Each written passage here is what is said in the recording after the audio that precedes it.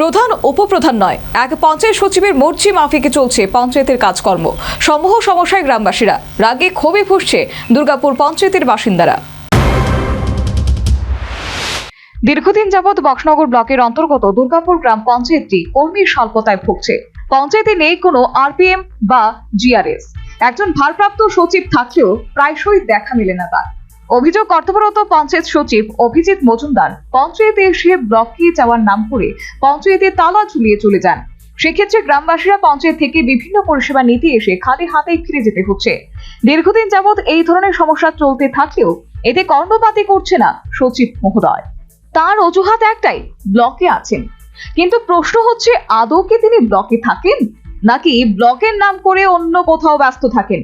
এ বিষয়ে পঞ্চায়েত কর্তৃপক্ষ তথা পঞ্চায়েতের প্রধান মেম্বারদের প্রশ্ন করা হলে তারাও তার সঠিক জবাব দিতে পারেননি। গ্রামবাসীদের অভিযোগ, পঞ্চায়েত সচিব মহোদয় নাকি ব্লকে যাওয়ার কথা বলে প্রায় প্রতিদিন পঞ্চায়েত থেকে চলে যান। আর সেক্ষেত্রে পঞ্চায়েত প্রধান মেম্বারগণ সচিবকে এই বিষয়ে অবগত করতে গেলে তিনি তার কোনো সঠিক উত্তরই দেন না। বিগত 5-6 মাস ধরে বন্ধ থাকে। যে কোনো সময় আমরা যে কোনো কাগজপত্র, যেমন আরওআর, ডেথ সার্টিফিকেট, এরপর বিভিন্ন কাগজপত্রের লাগে আমরা আইলে তারপরে আমরা এখানে না সেক্রেটারি আছে, না আরপিএম আছে, না জিআরএস আছে, কারোরই পাই না। ভারপ্রাপ্ত একজন অফিসার আছে, অভিজিৎ মজুমদার না কি জানি তাইনের নাম, তাইনে আছে। তাইনে সপ্তাহ 7 দিনের মাঝে 6 দিনের মাঝে ডিউটি করানোর কথা, 6 দিনের মাঝে তাইনে একদিনও আইন, মাঝে মধ্যে 2-3 সপ্তাহ পরে একবার আইয়া তাইনে আবার 1-1.5 ঘন্টা পরে আবার চলে যায়।